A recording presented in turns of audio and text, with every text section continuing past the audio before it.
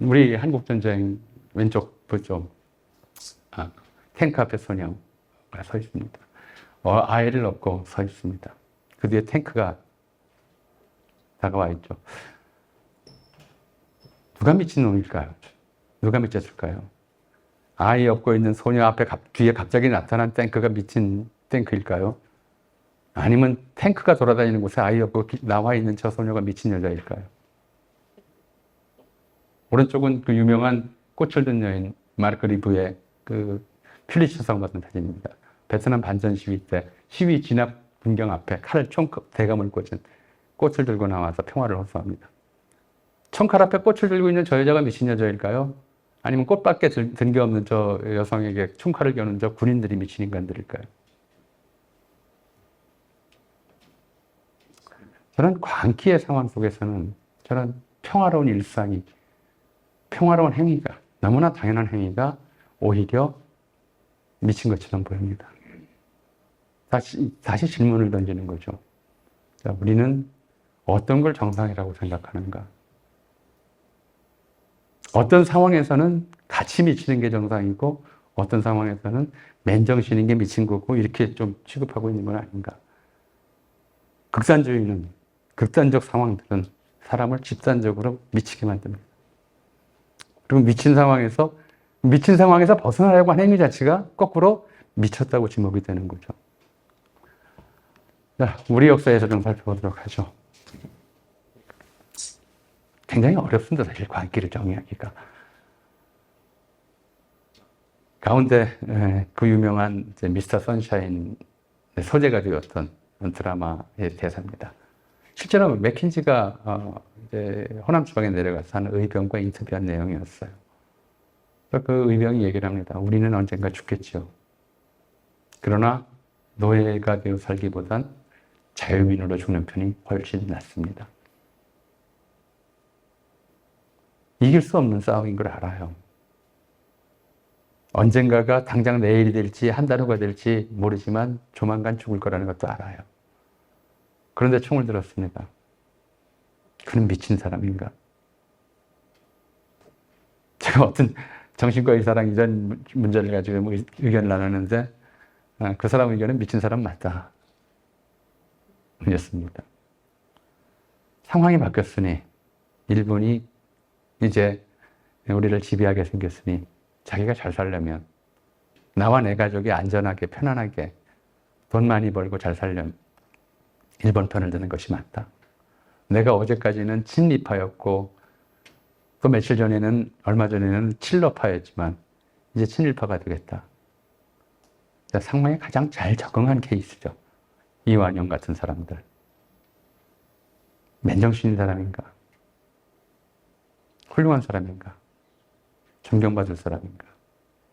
사람의 표준이 되어야 하는가?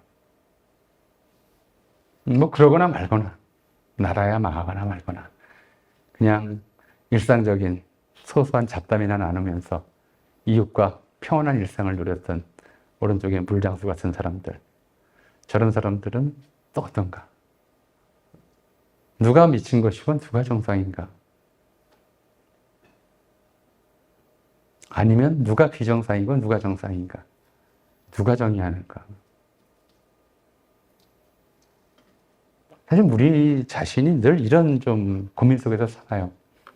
이 시대에 나는 어떻게 사는 것이 정상인가? 이완용을 그렇게 친일파라고 욕하면서도 사실은 이완용처럼 사는 데 열중하고 있어요. 지금 저 서점에 가서 자기계발서 보면 전부 이완용처럼 살라고 가르쳐요. 공부 열심히 하고 기회를 잘 보고 인맥을 잘 다지고 상황에 잘 적응해라. 그렇게 살고 있는 세상이 좀 누가 정상인가에 대한 질문이죠. 저기에서 정상성이라고 하는 것에 이제 기반이 된 사건들이 또 있었어요. 무엇이 정상인가를 따질 때 우리가 놓여 있는 곳, 상황적 맥락이 무엇인가를 봐야죠. 저걸 겪었던 사람들이거든요. 관동 대지진 때 일본의 한 소년이 남긴 일기가 나중에 뒤늦게 발견됐어요.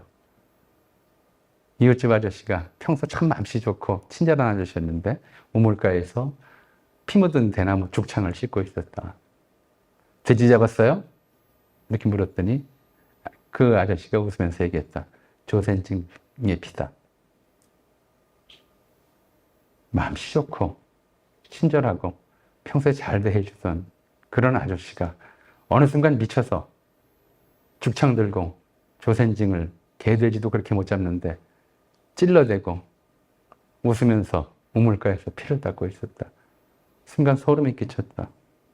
근데 이 소년도 아마도 그 뒤로 20년 후에 태평양 전쟁에서 똑같은 짓을 하고 있었을 겁니다. 이제 저런 어떤 광기가 발산이 돼서 사람을 죽이고 그 죽임의 피해를 입은 사람들에게 나는 어떻게 할 것인가?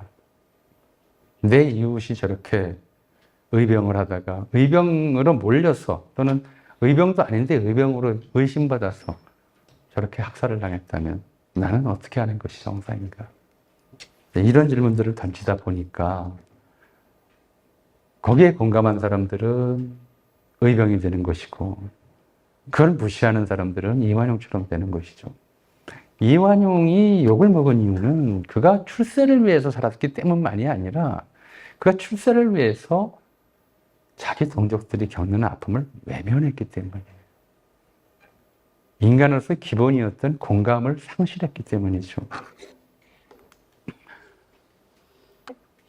그리고 이제 관동대항설 때 일본인들의 이를테면 우리는 그렇습니다. 조선인이 우물에 독을 탔다라는 헛소문을 일본 군부가 일부러 퍼뜨렸다. 예, 맞습니다. 퍼뜨렸다는 증거도 있어요. 근데 그러면 조선인을 그렇게 죽여도 되는가? 조선인이라는 이유만으로 낙인 찍기라고 하는 것이 제한되죠. 우물에 독을 탄 사람이 조선인일 수도 있고 중국인일 수도 있고 일본인일 수도 있어요. 아예 그런 일이 없었지만 그럼에도 불구하고 어떤 집단을 거기다 호명을 하는 거죠. 조선인이라는 집단으로 혹은 무슨 반국가 세력이라는 이름으로 오는 공산주의 전체주의 세력이라는 이름으로 가상의 눈에 보이지도 않고 실제 하지도 않는 집단을 이름 붙여놓고 그리고 이제 거기에 지시를 하는 거예요. 죽여라. 권력이 이런 메시지를 던지는 순간 선량했던 사람들이 미쳐 날뛰는 살인마가 되는 겁니다. 다른 경우도 있어요. 잘 기억도 안 나고 교과서에서 가르치지 않지만 1931년 만주사변을 앞두고 이번에는 일본인들이 조선인을 상대로 저런 광기 시험을 합니다. 중국에서 농사짓던 조선인들이 중국인에게 맞아 죽었다라는 헛소문을 퍼뜨리죠. 그러자마자 이제 전국 주요 도시에 화교들 사는 동네가 약탈과 살해의 대상이 됩니다. 어제까지 이웃집 청요리집 주인으로 친하게 지내고 자주 그 집에서 음식을 먹었는데 어느 날 갑자기 그 소식이 돌자마자 거짓말이었지만 애초에 거짓말이었지만 거짓말이든 뭐든 간에 조선인이 중국에서 중국인에게 맞아 죽었다는 말을 믿은 그 순간부터 모든 중국인이 죽여도 되는 사람으로 바뀌는 거죠. 그 광기에 휩싸인 사람들이 관동 대지진 때 일본에 선량했던 사람들이 살인마가 됐던 것처럼 졸지에 살인마가 됩니다. 중국인들을 죽이고 때리고 중국집에 불 지르고 전쟁의 상황을 또 만들어버린 거죠. 반복적으로 이런 일들이 벌어집니다. 물론 이제 이런 광기가 저렇게 열기로만, 뜨거운 열기로만 사람 죽이고 하는 거로만 표현되지는 않습니다. 때로는 굉장히 냉정하게 동원되기도 하죠. 사실 미친 짓이죠, 뭐. 저렇게 신사참배한다고 수천 명씩 줄을 지어서 일장기를 들고 올라가는 저런 행위들. 극장이나 경기장에 가는 것처럼 아주 차가운 마음으로 갑니다. 아니면 일제히 일본 천황이 있다고 하는 동쪽을 향해서 허리 숙여 절하는 이런 것들, 동원에 너무나 이제 우리가 익숙한 문화를 사실 전체주의 국가가 늘 그래왔고요. 저런 이제 문화 속에서 살아왔습니다. 그러다 보니까 해방돼서도 비슷한 이제 감정에서 벗어나질 못해요. 사실은 뭐 관동 대지진 때 우리가 많이 이제 한국인들이 많이 학살됐어요. 수천 명 정도, 뭐 아주 작게 잡으면 700명 선 뭐 이렇게 얘기 나오는데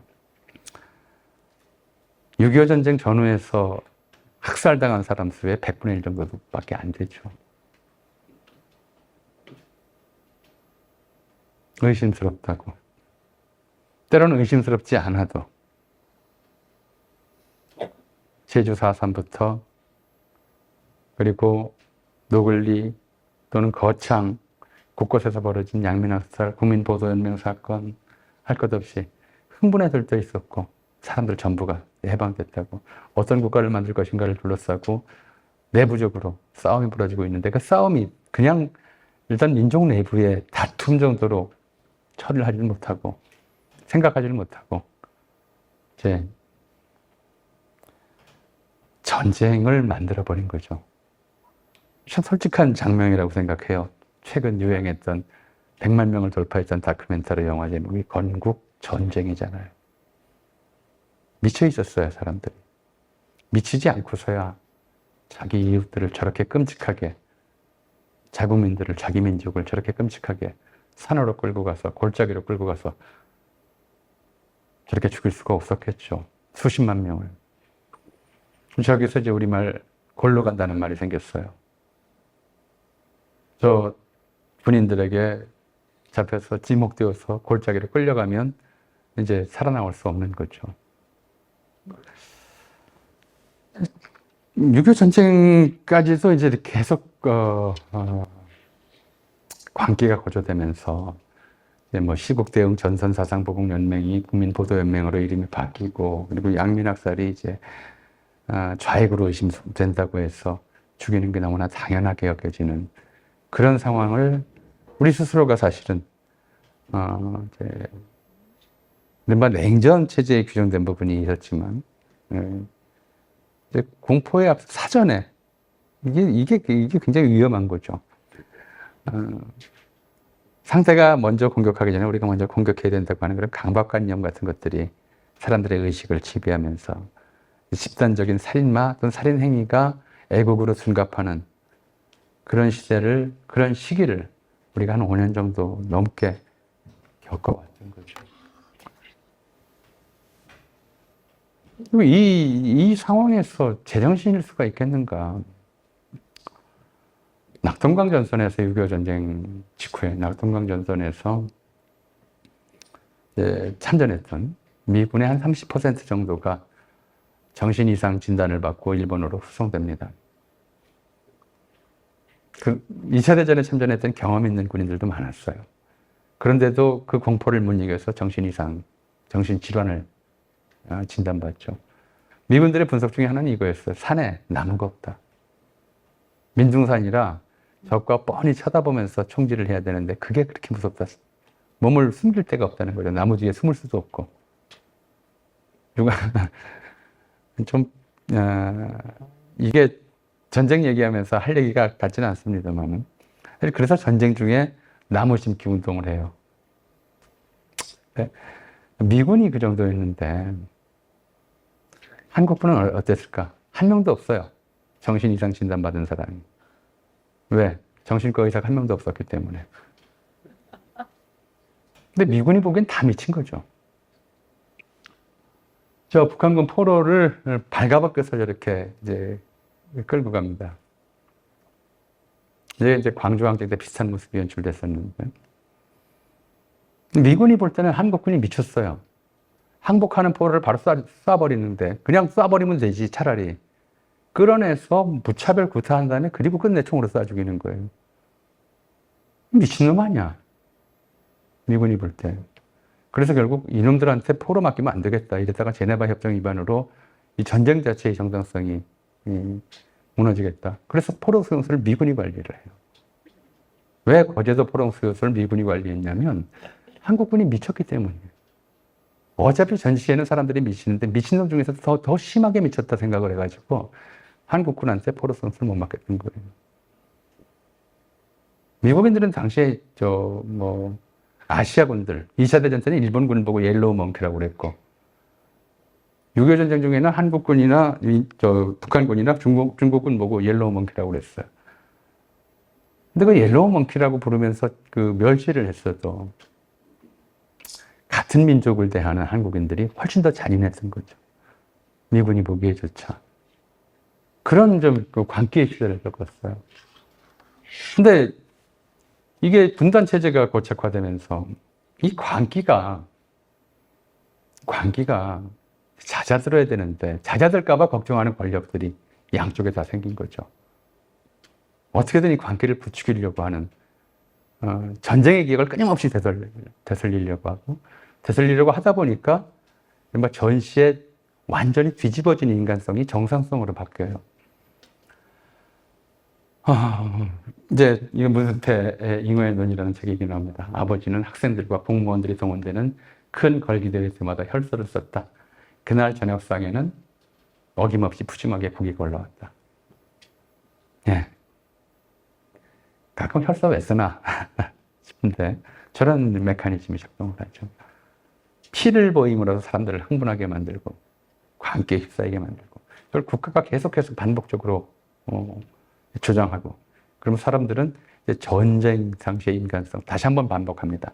전시 인간성이란 평시에 인간이 쌓아올린 가치와 정반대되는 살인, 방화, 약탈 이런 것들을 정당화하는 광증에 걸린 상태를 정상성으로 뒤집어버리는 그런 상황인데 그런 상황을 끊임없이 반복하고 끊임없이 소환함으로써 그런 공포, 그런 삶을, 그런 윤리관을 정당화하는 그런 시스템을 말합니다. 그게 분단체제가 갖고 있는 고질적 한계예요.